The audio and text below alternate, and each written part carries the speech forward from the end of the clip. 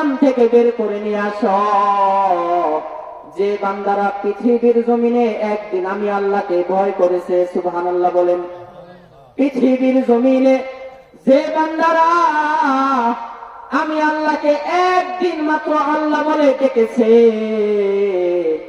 এমন বান্দাদেরকে জাহান্নাম থেকে বের কর, কারণ এরা আমারই বান্দা।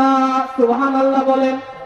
আমাদের মালিককে, আসমানের মালিককে, পৃথিবীর মালিককে, সব কিছুর মালিক একমাত্র আল্লাহ রব্বুল আলামিন। আল্লাহ তাআলা এবার ফেরেশতাদেরকে পুনরায় বলবেন, এর ফেরেশতারা জাহান্নাম থেকে আমার বান্দাদেরকে বের করে নিয়ে আয়।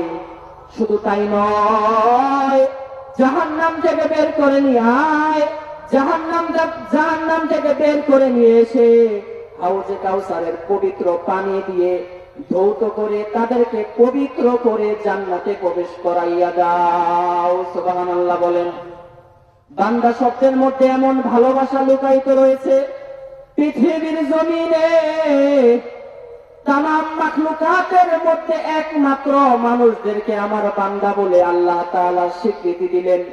পৃথিবীর অন্য কোন সৃষ্টিকুলকে, অন্য কোন মাখলুকাতকে আশরাফুল মাখলুকাত বলা হয় নাই, অর্থাৎ সমস্ত সৃষ্টির মধ্যে সেরা সর্বশ্রেষ্ঠ অন্য কোন সৃষ্টিকুলকে বলা হয় নাই। একমাত্র মানুষদেরকে আশরাফুল মাখলুকাত বলা হয়েছে। কেন আশরাফুল মাখলুকাত বলা হলো? আল্লাহ তাআলা মায়ার ডাক দিয়ে বলেন, মানুষ রে,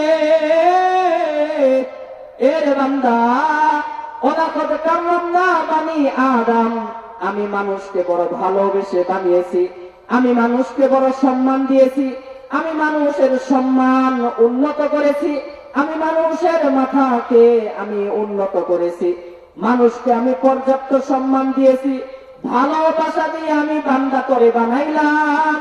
তুই আমার নাফরমানি করবি, জাহান্নামী কাজ করবি, মন্দ কাজ করবি, জাহান্নামে প্রবেশ করবি, এজন্য নয়। আল্লাহ বলেন, বান্দারে, তুই আমি আল্লাহর নাফরমানি করবি আর জাহান্নামে যাবি, এজন্য তোকে বানাই নাই। বান্দারে, এরে আমার বান্দা, আমি আল্লাহ তোকে বানিয়েছি, তুই আমার গোলামি করবে। আমি হে বান্দা, তুই আমার গোলামি করবে। কারণ বান্দারে, পৃথিবীর জমিনে আমি আল্লাহ তোকে বানিয়েছি একমাত্র আমি আল্লাহর গোলামি করার জন্য। আল্লাহ রব্বুল আলামিন কুরআনে হাকিমের মধ্যে ডাক দিয়ে বলেন, ওমা খলাকাতুল জিন্না ওয়াল ইনসা ইল্লা লিয়াবুদুন। আল্লাহ বলেন, পৃথিবীর মধ্যে মানব জাতিকে আমি একমাত্র আমার গোলামি করার জন্য বানিয়েছি। সুবহানাল্লাহ বলেন। কারণ এর পৃথিবীর মানুষ, কারণ আমি আপনি যদি আল্লাহর নাফরমানি করতে করতে হায়াত নামক দৌলত শেষ করে ফেলি, হায়াত নামক দৌলত যদি শেষ করে ফেলি, এই গুনাহ নিয়ে যদি আল্লাহর সামনে দাঁড়াই, আল্লাহর আযাবের মেহমান হওয়া লাগবে। এই জন্য সময় থাকতে তওবা করতে হবে, হেদায়েতের নিয়তে আলোচনা শুনতে হবে, জীবনের মোড় পরিবর্তন করার নিয়তে আলোচনা শুনতে হবে, আল্লাহ তাআলার তাকওয়া অর্জন করার নিয়তে হেদায়েতের বয়ানগুলো শুনতে হবে। আল্লাহ তাআলা বলেন, বান্দারে, তুমি বান্দা আমি আল্লাহর গোলামি করবে, ইবাদত করবে, ভালো কাজ করবে, ইবাদত করে করে তোমার জীবন তুমি শেষ করে ফেলবে। মৃত্যুবরণ করার সঙ্গে সঙ্গে আমি তোমার কবরটা জান্নাতের বাগান বানায় দিব। সুবহানাল্লাহ বলেন। এজন্য মুসলমান ইমানদার আল্লাহর গোলাম, একমাত্র আল্লাহ তাআলা তার বান্দাদেরকে হেদায়েতের পথে উঠানোর জন্য যুগে যুগে নবী রাসূলগণকে পাঠিয়েছেন। সর্বশেষ রাহমাতুল লিল আলামিন সাইয়্যিদুল কাওনাইন নবী মুহাম্মদ আরবি সাল্লাল্লাহু আলাইহি ওয়াসাল্লাম নবী আলাইহিস সালামকে পাঠিয়েছেন। এরপরে আল্লাহর নবী ঘোষণা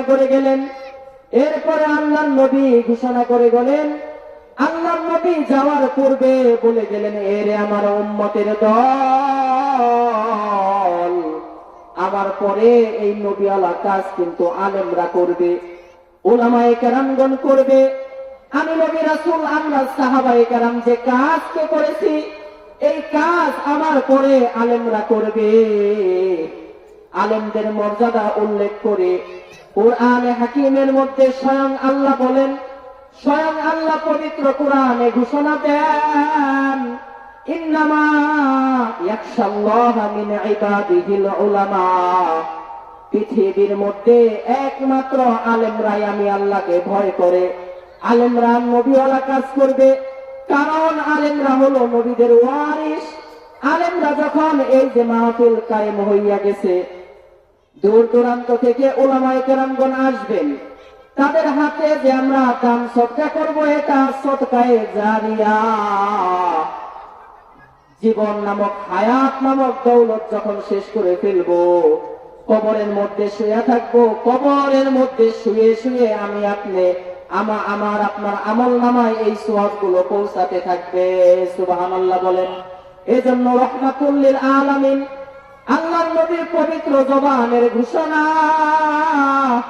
নবী আমার বলেন, ইযা মাতাল ইনসান, পৃথিবীর জমিনে যখন কোন মানুষ মৃত্যুবরণ করে, ইযা মাতাল ইনসান, পৃথিবীর জমিনে যখন কোন মানুষ মৃত্যুবরণ করে, ইনকাতা আনহু আমালুহু, তার সমস্ত আমলের দরজা বন্ধ হয়ে যায়, তার সমস্ত আমলের দরজা বন্ধ করে দেয় আমার আল্লাহ।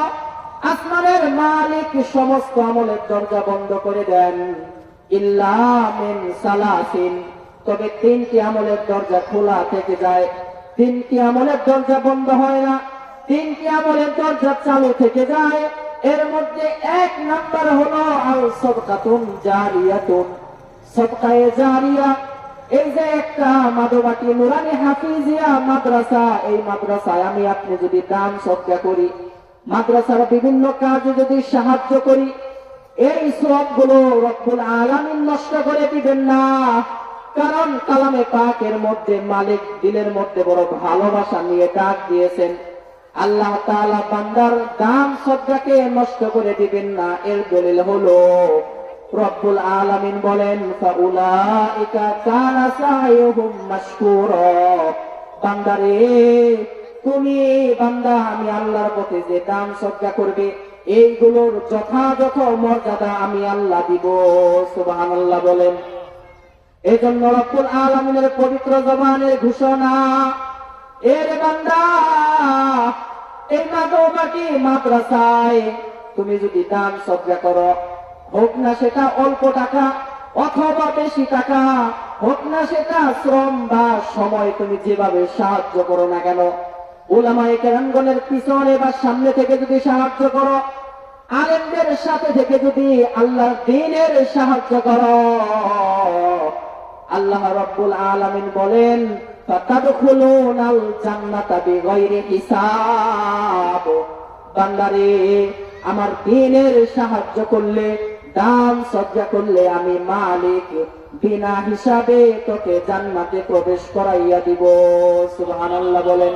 এজন্য মাদবাটি নুরানি হাফিজিয়া মাদ্রাসা, এই মাদ্রাসার শিক্ষক যিনারা, তারা অত্যন্ত শ্রম দিচ্ছেন, ছাত্রদেরকে দ্বীন ধর্ম শিক্ষা দিচ্ছেন, আল্লাহর কালাম শিক্ষা দিতেছেন। রব্বুল আলামিনের কিতাব সম্পর্কে দুইটি কথা বলবো। আসমানের মালিক এমন একটা কিতাব নাজিল করলেন, পৃথিবীর জমিনে কোন কিতাবের সঙ্গে মিল নেই। যদি প্রশ্ন করে বসেন, হুজুর হুজুর কেন মিল নেই, পৃথিবীর কোন কিতাবের সঙ্গে কোন মিল নেই, এর জবাব হলো, পৃথিবীতে যত লেখক রয়েছে, পৃথিবীর জমিনে যত লেখক কিতাব লেখে, তাদের কিতাব লেখার পর তারা নিজেদের দুর্বলতা প্রকাশ করে, তারা নিজেদের কিতাবের মধ্যে ভুল ভ্রান্তি হতে পারে এটা স্বীকার করে নেয়। কিন্তু রব্বুল আলামিন আল্লাহ তাআলা ব্যতিক্রম ঘোষণা দিলেন। আল্লাহ তাআলা জানায় দেন, যালিকাল কিতাব লা রাইবা ফীহ, এটা এমন একটা কিতাব, এই কিতাবের মধ্যে কোনো সন্দেহ নেই। সন্দেহ যারা সৃষ্টি করার জন্য চেষ্টা করেছিল তাদেরকে আমি ধ্বংস করে দিয়েছি। তৎকালীন সময়ে মক্কার মধ্যে আমার পাঠানো নবী মুহাম্মদুর রাসূলুল্লাহ নবী আলাইহিস সালামের উপর যে আমি কিতাব নাজিল করেছি কুরআন, এই কুরআনের বিরোধিতা যারা করেছিল তাদেরকে আমি ধ্বংস করে দিয়েছি। এরপর আল্লাহ বলেন যালিকাল কিতাব লা রাইবা ফীহ, এটা এমন একটা কিতাব আমি আল্লাহ ঘোষণা দিয়ে দিলাম, এই কিতাবের মধ্যে কোনো সন্দেহ নেই। পৃথিবীর জমিনে যত কিতাব রয়েছে এই কিতাবগুলোর মধ্যে সংযোজন হয়, কখনো কমানো বা কখনো বাড়ানো হয়, কখনো কমানো বাড়ানো হয়, রদ বদল হয়, কিন্তু আল্লাহ তাআলা এই কিতাবের হিফাজতের দায়িত্ব আল্লাহ তাআলা নিয়েছেন। এই কিতাবের একটি অক্ষর তো দূরের কথা, একটা নুকতাও কেউ পরিবর্তন করতে পারবে না। সুবহানাল্লাহ বলেন। এই কিতাবের একটি নুকতা কেউ পরিবর্তন করতে পারবে না। অক্ষর তো দূরের কথা, আরবি হরফ তো দূরের কথা, একটি নুকতাকে পরিবর্তন করা যাবে না।